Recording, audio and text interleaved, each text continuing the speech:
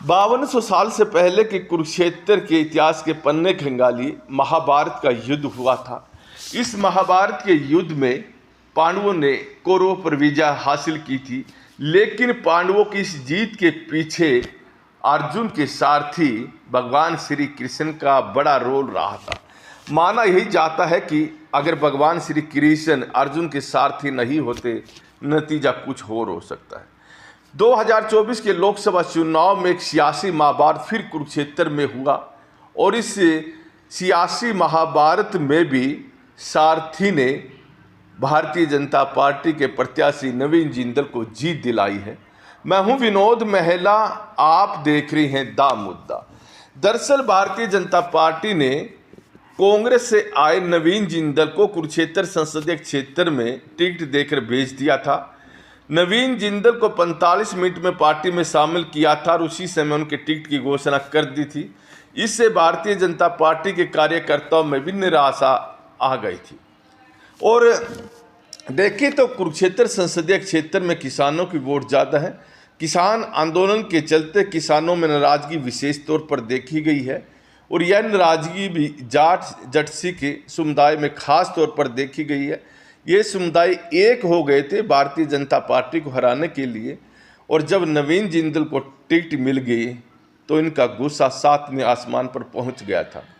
इनका मानना था कि ईडी के डर से नवीन जिंदल ने भारतीय जनता पार्टी का टिकट लिया है। खैर, नवीन जिंदल कमल का फूल लेकर तो आ गए थे, लेकिन उनकी राह बड़ी कठिन हो गई थी। यहाँ भारतीय जनता पार्टी ने थानेसर के विधायक सुभाष सूदा को उनका सारथी बनाया, यानी कुरुक्षेत्र लोकसभा का प्रभारी बनाया। सुभाष सूदा ने यह जिम्मेवारी बड़े अच्छे तरीके से निभाई। 9 की 9 विधानसभा में उन्होंने अच्छा काम किया, इसमें कोई दो राय नहीं। सवाल यहाँ खड़ा हो रहा है जो सबसे बड़ा महत्वपूर्ण है कि सुभाष सूदा को भी अच्छी तरह से मालूम था कि 4 महीनों के बाद विधानसभा के चुनाव भी होने जा रहे हैं। ऐसे में अगर इन लोकसभा चुनाव में थानेसर विधानसभा से जीत हासिल नहीं हो पाई तो विधानसभा में जब वो चुनाव लड़ेंगे तो परिस्थितियाँ उल्टी हो सकती है और उनके खिलाफ माहौल बन सकता है।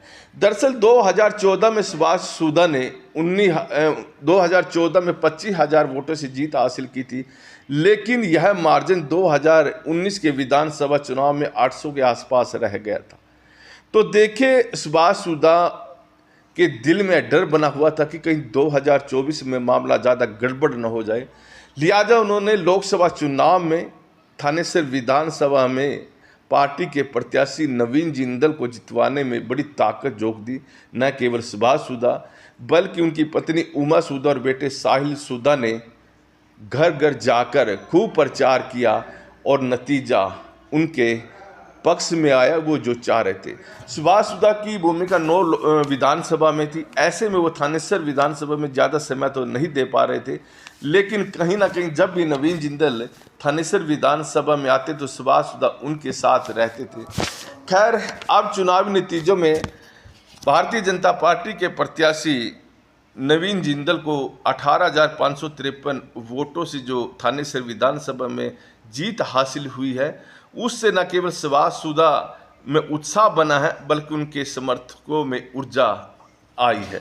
तो देखिए, नवीन जिंदल ने 29,000 कुछ वोटों से जीत हासिल की है, जिसमें 18,500 के करीब जो जीत है, जो बढ़त मिली है, वो थानेसर विधानसभा से मिली है। यानी नवीन जिंदल की जीत में थानेसर विधानसभा की बड़ी भूमिका रही है। खैर, अब 2024 यानी 4 महीनों के बाद विधानसभा चुनाव होंगे, उसमें क्या होगा।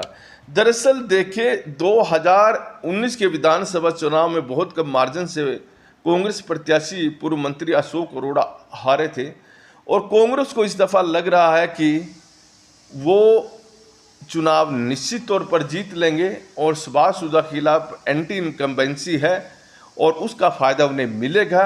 और थोड़ी सहानुभूति पूर्व मंत्री अशोक अरोड़ा को इसलिए भी मिलेगी कि वो बहुत कम मार्जिन से पिछली दफ़ा चुनाव आ रहे हैं। लेकिन अब ये जो चुनाव के नतीजे आए हैं, 18,553 वोटों से भारतीय जनता पार्टी थानेसर विधानसभा से जीती है, तो निश्चित तौर पर कांग्रेसियों के माथे पर भी पसीना आ चुका है।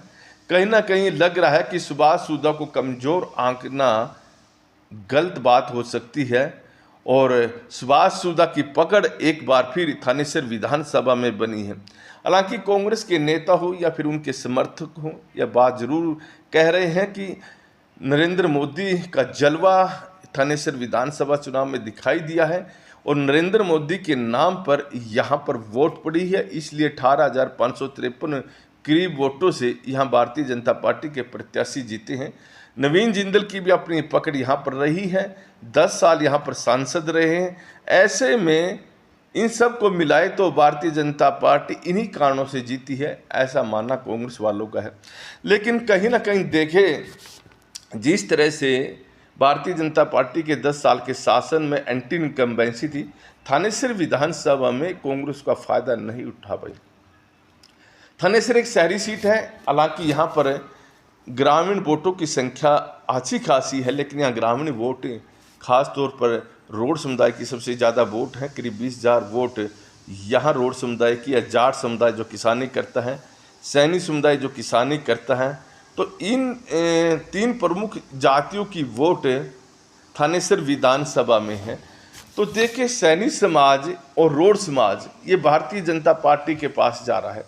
पिछली दफ़ा 2019 के विधानसभा चुनाव में निश्चित तौर पर सैनी समाज की वोट डिवाइड हो गई थी और कांग्रेस के प्रत्याशी अशोक रोड़ो को भी मिली थी।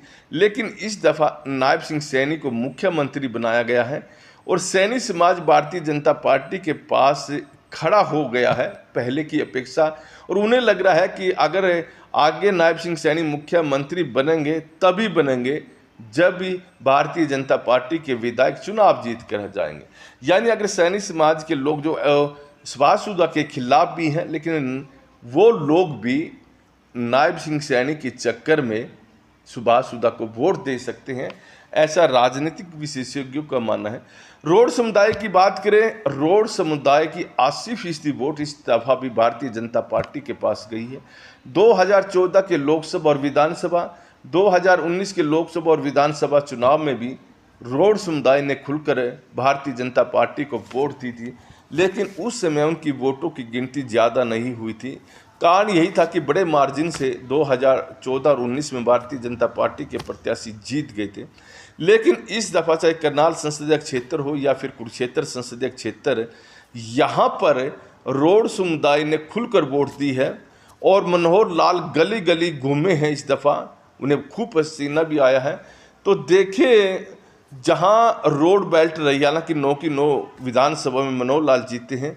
मराठा वीरेंद्र वर्मा एनसीपी के टिकट पर चुनाव लड़ रहे थे, इंडियन नेशनल लोकदल उनका समर्थन कर रही थी। जहां तक की बात करें, 29,000 वोट मराठा वीरेंद्र वर्मा को मिली है और इन वोटों की संख्या बहुत कम है, तो दूसरी बिरादरी की वोट भी आई होंगी। तो मनोहर लाल ने भी यह स्वीकार करना पड़ा कि इस दफ़ा रोड समुदाय की बदौलत ही करनाल और कुरुक्षेत्र दोनों संसदीय क्षेत्र में भारतीय जनता पार्टी ने जीत हासिल की है। यह बात मनोहर लाल ने खुद स्वीकार किया, खुद कही भी है। थानेसर विधानसभा में भी रोड समुदाय ने, पुंडरी विधानसभा में भी, या पिहोवा या लाडवा विधानसभा में जो गांव पड़ते हैं, सब में भारतीय जनता पार्टी की जीत हासिल हुई है। और रोड समुदाय जिस तरह से भारतीय जनता पार्टी के साथ लगा हुआ है, तो निश्चित तौर पर जो 4 महीनों के बाद विधानसभा चुनाव होंगे, इसका फायदा सुभाष सूदा को मिलता नजर आ रहा है। और 2019 के विधानसभा चुनाव में भी रोड बेल्ट ने ही सुभाष सूदा को विधायक बनाया था। कांग्रेस पार्टी के प्रत्याशी अशोक रोड़ा जो मार्जिन लेकर आए थे, रोड बेल्ट में आकर वो कम हो गए थे और वो चुनाव हार गए थे। जहाँ तक की बात करें जाट समुदाय की, जाटों की संख्या 10-12 हज़ार के करीब यहाँ थानेसर विधानसभा में है।